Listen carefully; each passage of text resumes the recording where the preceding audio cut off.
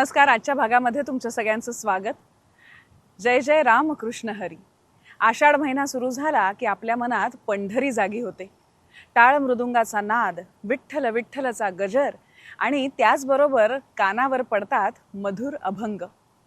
पण अनेकदा हे अभंग आपण वर्षानुवर्ष ऐकत असलो तरी त्या संतवाणीचा अर्थ आपल्याला नेमका ठाऊक असतो असं नाही.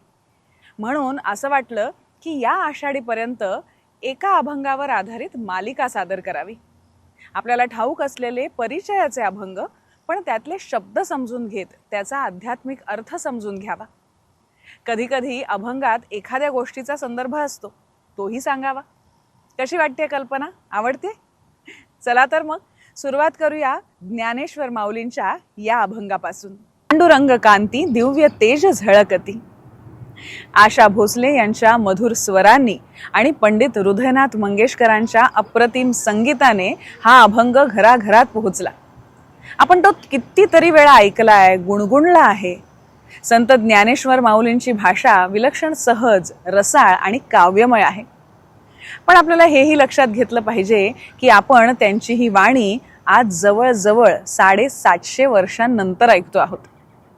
या काळात मराठी भाषेचं रूप बदललं, अनेक शब्दांचे अर्थ बदलले, काही शब्द तर वापरातून गेले तर काहींचे संदर्भ बदलले. त्यामुळे माऊलींचे अभंग आपण भावनेने अनुभवतो, पण त्यातील प्रत्येक शब्दाचा नेमका अर्थ आपल्या लक्षात येतोच असं काही नाही. मात्र हेच शब्द आपल्या अभिजात मराठीचे दागिने आहेत.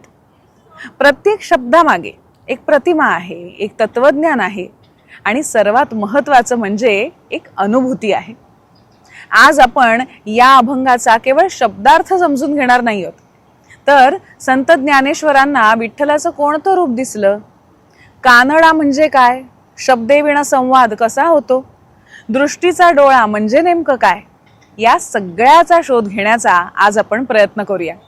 या विवेचनासाठी समीराला 2 विद्वान अभ्यासकांच्या लेखांचा विशेष उपयोग झाला आहे.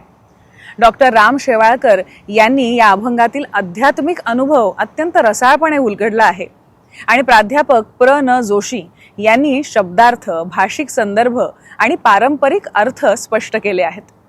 आवश्यक त्या ठिकाणी त्यांच्या विचारांचा उल्लेख मी करेनच. चला तर मग या अभंगातून शब्दाशब्दात दडलेला विठ्ठल अनुभवूया. आता आपण अभंगाच्या पहिल्याच चरणाकडे वळूया.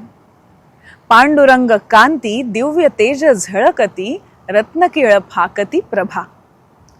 ज्ञानेश्वर माऊलींनी सुरुवातच पांडुरंग या नावाने केली आहे. विठ्ठल किंवा विठोबा न म्हणता पांडुरंग असं का म्हटलं असेल? पांडुरंग हे नाव उच्चारताच आपल्या डोळ्यासमोर उभी राहते ती विटेवर उभी असलेली सावळी मूर्ती. पण इथे एक गंमत आहे. मूर्ती सावळी, नाव मात्र पांडुरंग. म्हणूनच कविवर्य बाभ बोरकरांनी अतिशय सुंदर प्रश्न विचारलाय बघा.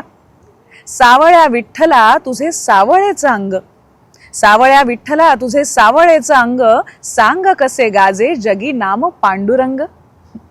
हा प्रश्न केवळ बोरकरांना पडलेला नाही, तर तो प्रत्येक भक्ताच्या मनात कधीतरी येतोच की. याची अनेक स्पष्टीकरणं परंपरेत आढळतात.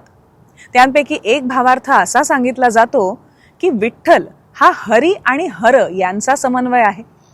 विष्णूप्रमाणे त्याचा वर्ण मेघश्याम आहे, तर पांडुरंग हे नाव शिवाच्या गौरवर्णाची आठवण करून देतं. म्हणून विठ्ठल एका संप्रदायाचा नाही, तो समन्वयाचा देव आहे, तो सर्वांचा आहे. आता हा एक अर्थ झाला, पण नीट पाहिलं तर माऊली काय म्हणत आहेत?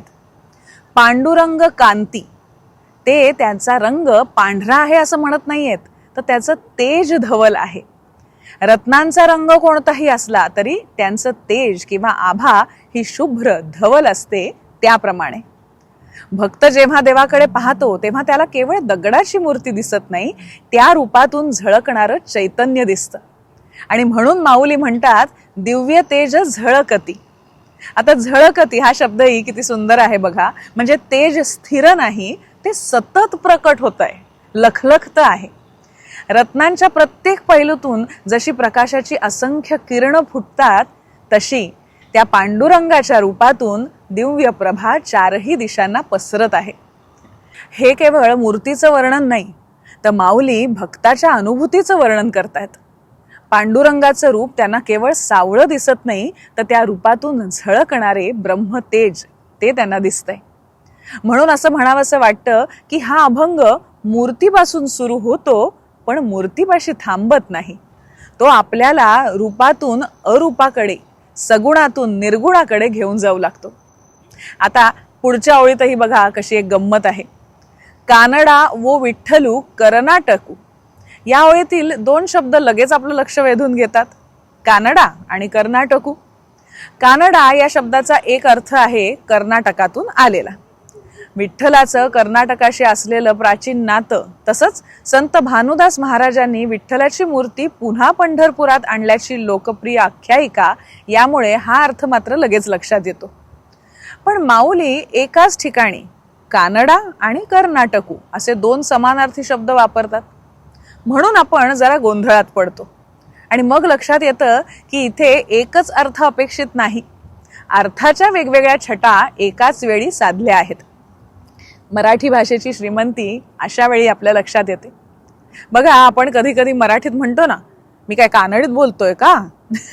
म्हणजे जे पटकन कळत नाही ते कानडी, अशा अर्थाने वेदांनाही जो कळत नाही असा हा कानडा विठ्ठल, असाही अर्थ होऊ शकतो.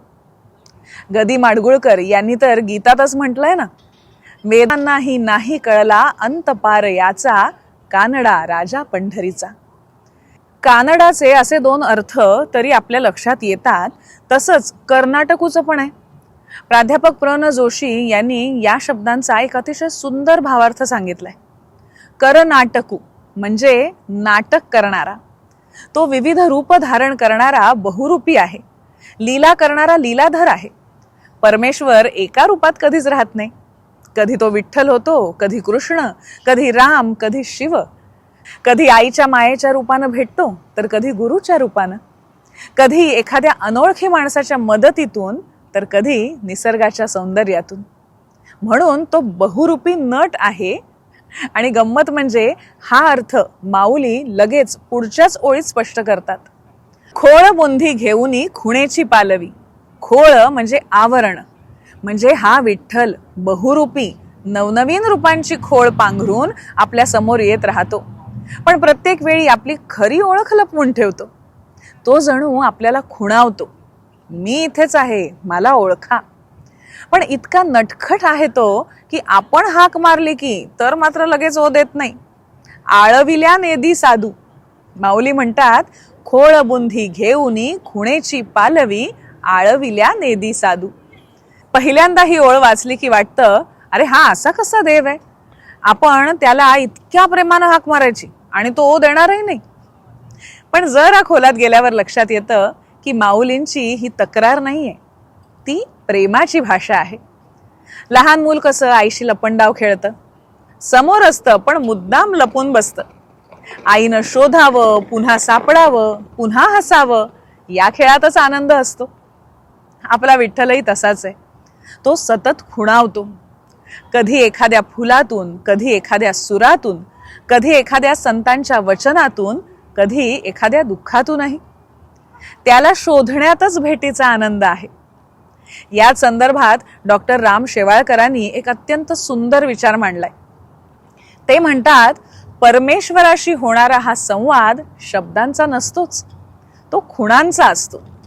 कधी एखादी घटना, कधी एखादी योगायोगासारखी वाटणारी भेट, कधी एखादा अनपेक्षित अनुभव, आणि अचानक वाटतं हा योगायोग नव्हता, ही त्याची खूण होती.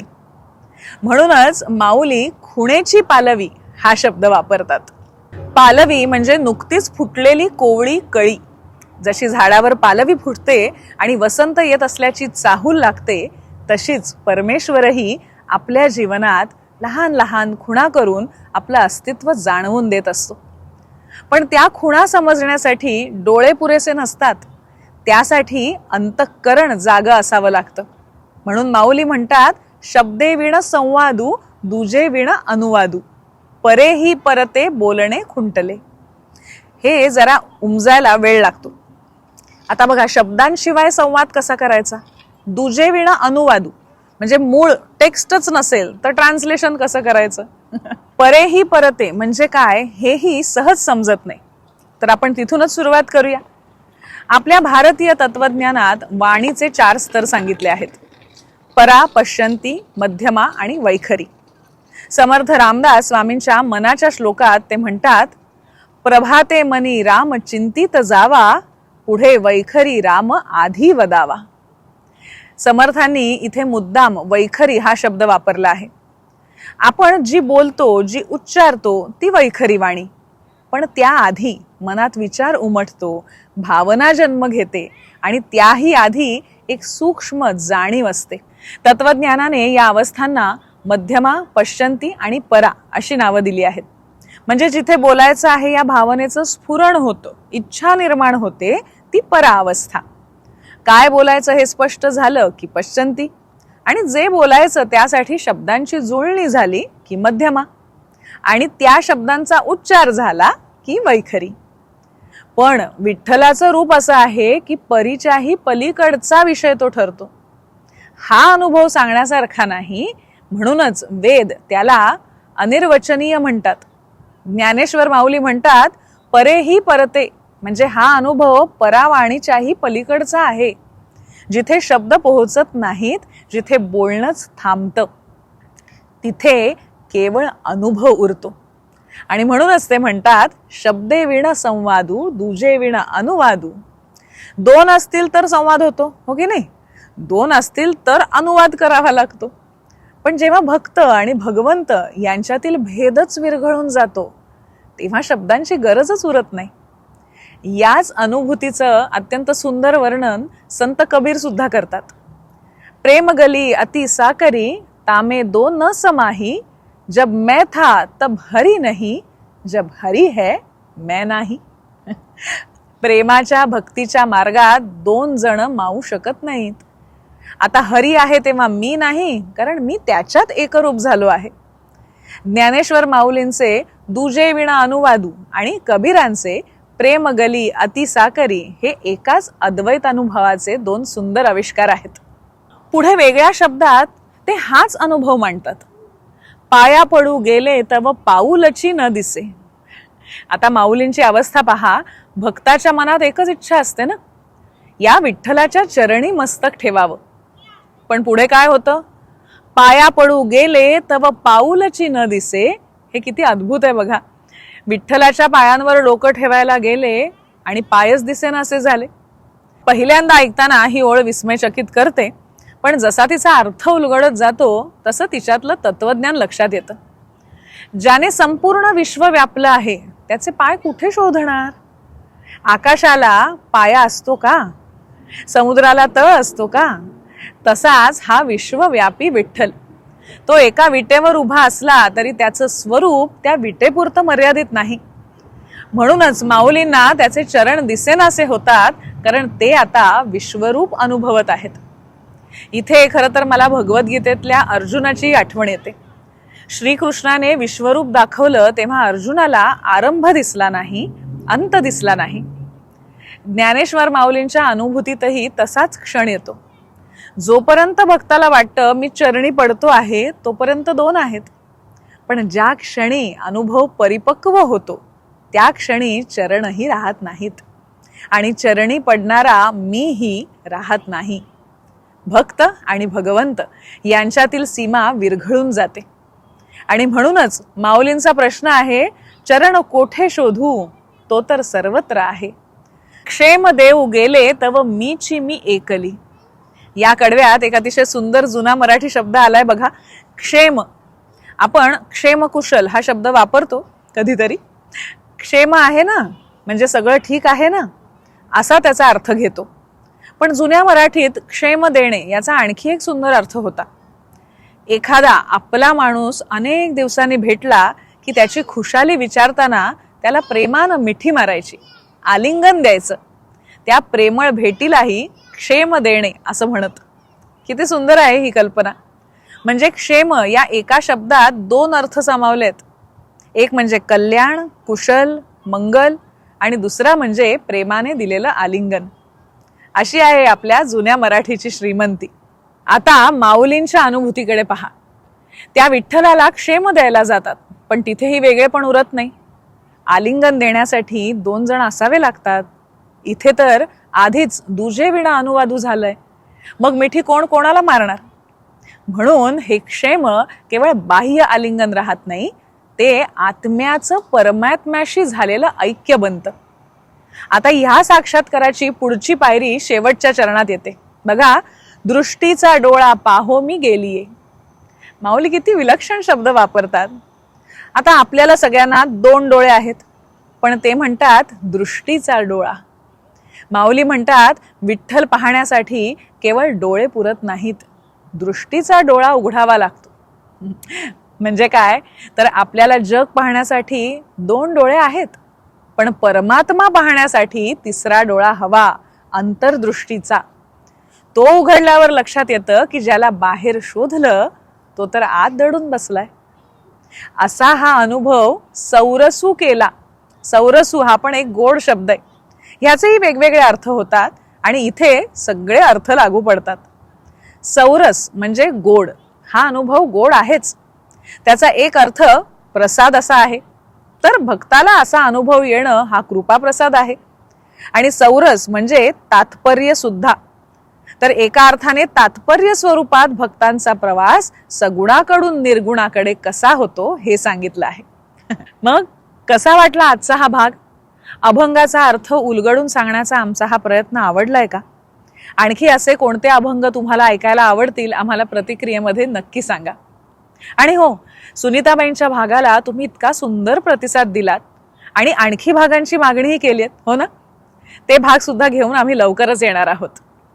आषाढीपर्यंत रविवारच्या भागातून रामकृष्ण हरीचा गजर असाच सुरू ठेवूया. आणि असेच हे सगळे वेगवेगळे भाग बघण्यासाठी मधुरा वेलणकर साटम ही आमची YouTube वाहिनी, तिला पसंती द्या, तिचा प्रसार करा आणि तिचे सभासद व्हा लवकर. पुन्हा भेटूया पुढच्या भागामध्ये एका नव्या गोष्टीसह. धन्यवाद.